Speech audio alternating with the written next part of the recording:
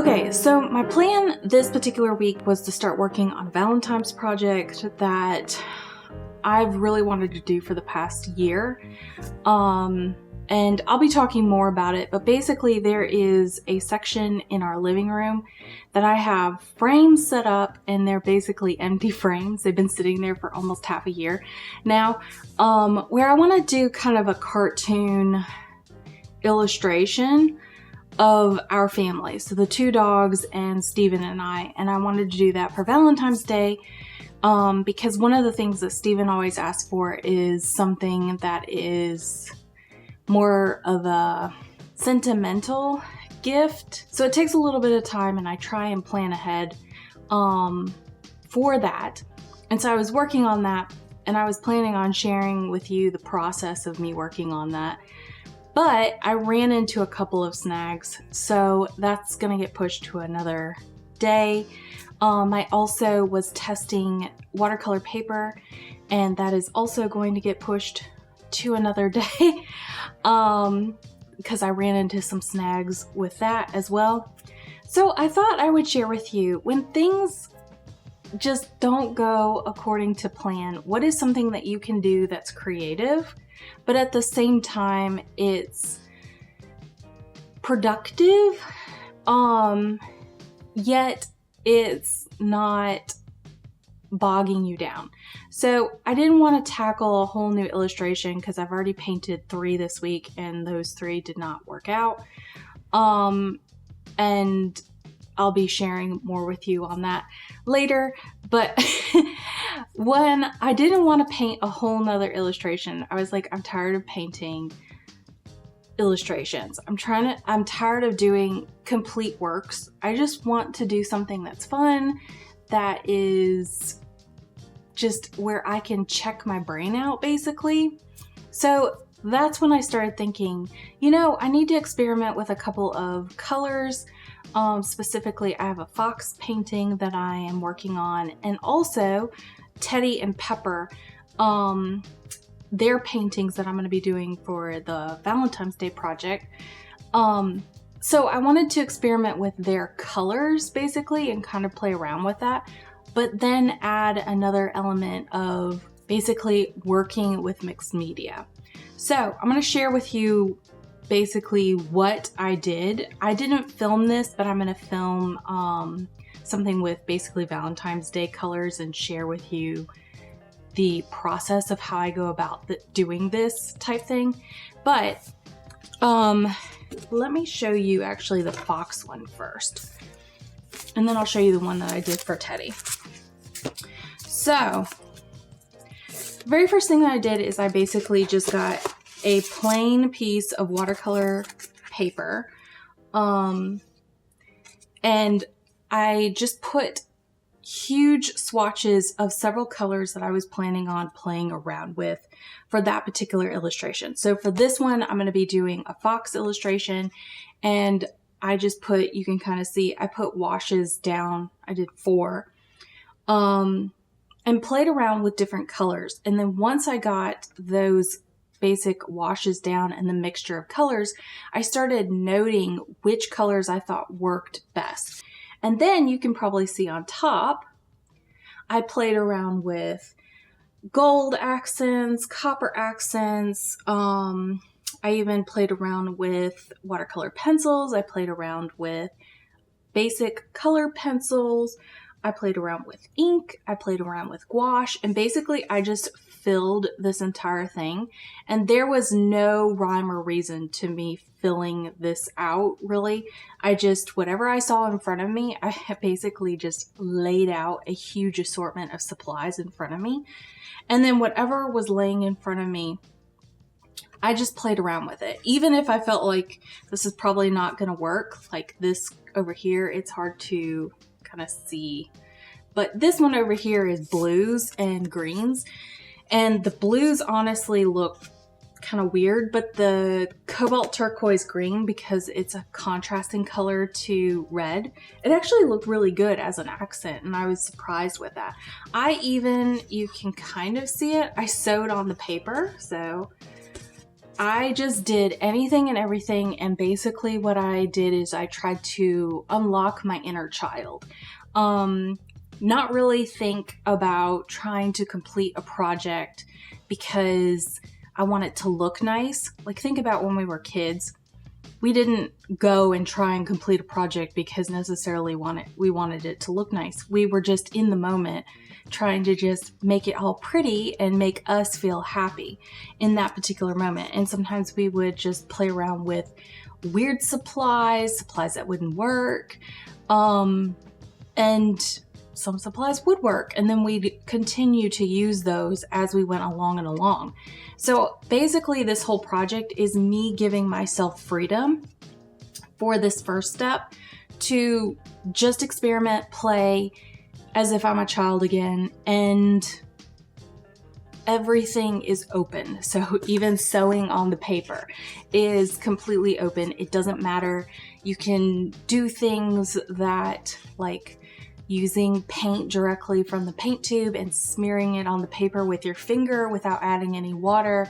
Like, there's no rules to this particular step. The whole point is just to play around, see what happens, and explore, and basically unlock your inner child as you're playing around with your art supplies. So once I got this particular thing done, and as I was doing it, I was noting with a black pen every single thing that I was doing, and basically allowing it to dry. That's another big thing I think that we do is, at least with me, as I'm exploring and playing around with stuff, a lot of times I'll make a decision about a supply before the supply actually dries with watercolor. And sometimes that supply actually looks really good after it's dried.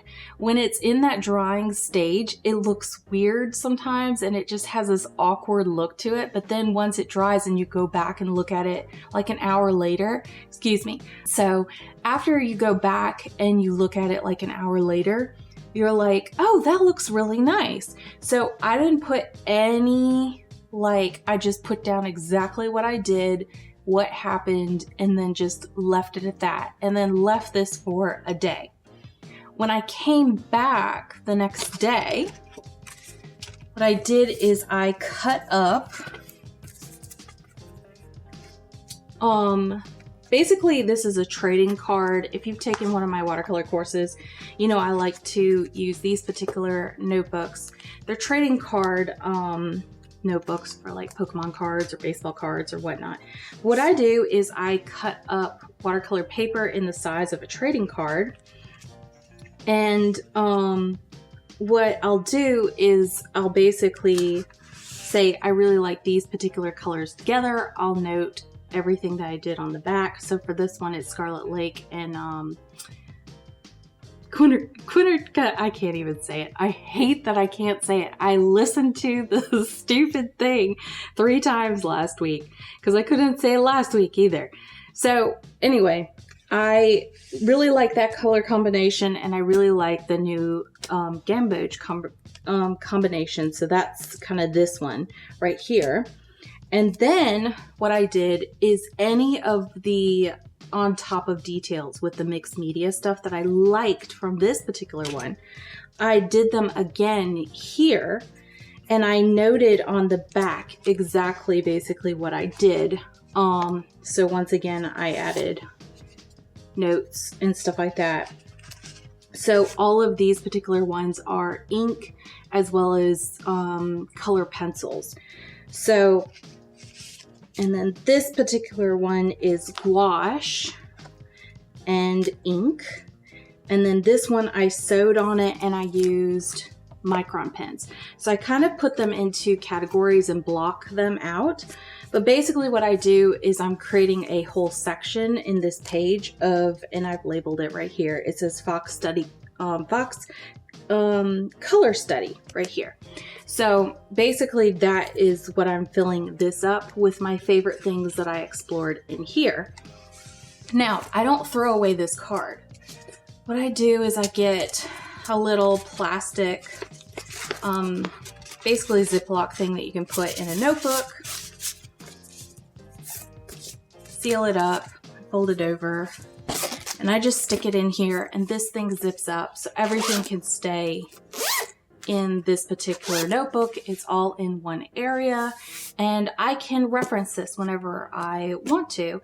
Another reason why I really like this particular method is, for me, when you're doing this particular stuff, so this is another one that I did with basically colors that I'm going to be painting for Teddy's dog portrait that I'm going to be doing for her. This, if you have a whole ton of like loose leaf watercolor painting type stuff like this, it gets really hard to find what you're looking for in the future. And basically what ends up happening, I used to do this a lot, and I just ended up with this bucket of all of these little pieces of paper that had tons of stuff on it. And trying to reference and go back and look at that, it was annoying because it didn't have a organized system. So what I tried to start doing with this particular thing is creating an organized system of my explorations, but yet I didn't feel like I had to make them perfect and make them exactly the first time. So this first time is just kind of unlocking your inner child, and then the second time, or basically creating the cards, is cataloging what you learned in that process of basically exploring and playing around, and creating more of an organized system so that when you go back to reference this stuff in the future, you can easily find what you're looking for, and you just flip through the pages. I'm sorting mine based on basically color schemes. So like the fox one, I'm going to have one for Teddy's colors, which in my brain I'll know those are golds and stuff like that. But see, these colors could also be used for a bunny. These colors could be used for a wheat field. But since I've categorized them as Teddy colors, I can easily go back and find them again. So anyway, that's kind of what I have been doing for this particular week. I'll go ahead and film the process of how I went about doing this, but basically I'm going to do Valentine's Day colors. So the very first thing that I would recommend when you're doing this particular approach, especially for a wet and wet, I think sometimes this can be kind of overwhelming when you're thinking, okay, what colors do I work with? If you really want to go off the ball, use any colors that you want to. You will always learn something really cool and creative. So if you want to play around with mixing, let's say red and green, which are complete opposite colors, you will still learn something from that color combination. However, if you want something that's more harmonious in a color hue combination, so let's say Valentine's colors, I want to look at my color wheel and I want to specifically choose colors that are near one another. So let's say pink for Valentine's Day hearts. A color that would be near that on the color wheel would be a really nice red. You could do a dark red, or my favorite is Scarlet Lake. I love that as a red. It's kind of a nice pure red, so it's not too orangey, but it's a warmer color red, but it still has a rich color to it. I really like that particular color. So for this basically Valentine's Day color exploration thing that I'll be doing, I'll probably be using, let's say, like an opera rose or a permanent rose, depending on if you want it light fast or not, with Scarlet Lake. And also I could go to the other extreme and kind of, not the other extreme, but the other side of the color wheel. So think about when your pinks are on the color wheel, if you go a kind of like a step backwards, you're gonna run into more of your warmer purples. So that would be another really nice place to pull colors out and explore with them. So as you can kind of see, I'm basically, I believe it's called an androgynous color palette. So it's basically 3 colors on the color wheel that are very close to one another. That I feel like those color combinations really bring out really cool washes and wet effects. So the very first thing we're going to do is just play around with colors that are harmonious to one another. Put down your first wash, let them mix together, see what happens, play around with different pinks, different reds, different purples, you'll find that certain colors work better with one another and other colors don't, which I find really interesting. So sometimes if you have granulating colors, they can actually create really strange textures with certain other colors. So basically the pigments are having a chemical reaction with one another. And some people really like that and some people don't. Personally, I don't. But just keep that in mind. Just because two colors are very close to one another on the color wheel doesn't always mean in watercolor that those two particular colors are going to work well with one another on the paper. And it's always because, and this once again I talk about in my paint personalities course, when you're talking about paint properties, there are certain things where certain colors will mix really well together because of the paint makeup, or basically what's inside of that pigment, and some colors that won't. So always keep that in mind when you're playing around with your wet and wet. And that's another reason why watercolor can honestly be so difficult, is because we're not just dealing with colors that work well with one another in theory with the color wheel. I think that's one thing that is a concept that a lot of people are like, oh, these two colors will work great with one another because they're right next to one another on the color wheel, when in fact, because of the paint properties that are in those, they might not mesh really well. French ultramarine is one color that I think about when I'm thinking about this particular concept. French ultramarine is very, very granulating. So sometimes French ultramarine will mix with pinks and it will just create this really cool texture because it's mixing with that granulation and creating that really unique look. Whereas some other pinks, it does not work well. It kind of just separates on your paper and creates this really weird look to it, in my opinion. So just kind of keep that in mind when you're doing your explorations on your watercolor paper as you go about doing this, because you're going to learn what your paints are doing as you play around with them. The next thing that you want to do is let this thing completely dry. Make sure it is completely dry before you start playing around with basically glazes on top. So for the next stage for me, I really wanted to add elements of like doodles, kind of like dots and lines, and basically go all out and follow even the textures of basically if I get any blossoms or blooms, like allow those things to happen in your first wash, because you can use those as guides to play around with different materials on top. Such as inks. I really like to use P.H. Martin's white bleed proof ink. I also like Copic, but Copic is very expensive. So recently I've been using more of P.H. Martin's white bleed proof ink. Another thing you can do is play around with gouache, which is basically opaque watercolors. So those watercolors act almost like an acrylic paint, yet they can be re-wet and basically reworked after they dry, whereas acrylic paint, you can't do that. Another thing that I played around with was watercolor pencils. What do they look like when you're just using them as a pencil? What do they look like when you wet them on top? And also, I've also been using softcore Prismacolor pencils. Absolutely love those. I recently purchased those, and I was playing around and experimenting with those, as well as iridescent medium, which is a sparkly Winsor & Newton watercolor medium that you can add on top of your paintings, or you can even add into your paints while they're wet to create really cool shimmer effects. So the sky's the limit. Play around with anything and everything. I even played around with color micron pens, basically reds and orange and greens. Micron pens, because those allowed me to get super nice, finite, thin lines.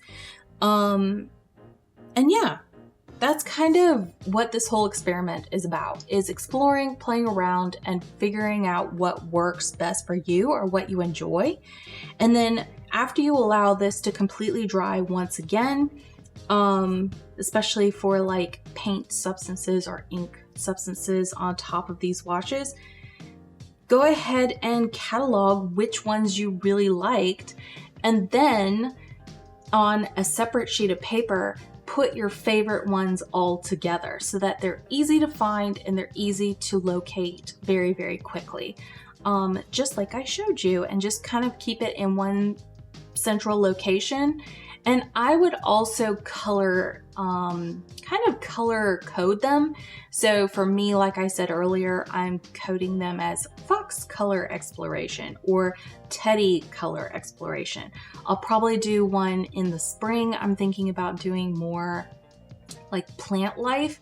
So I'll probably do Jungle Color Exploration or Fern Color Exploration or Sea Color Exploration. So you kind of get the idea where I'm limiting and putting a color name on that particular color to organize it a little bit better. So hopefully you enjoyed this particular video. It was done last minute. I'm so sorry, guys. I hope you enjoyed this. Lots of love, y'all. Happy painting, and I will see you next time. Bye.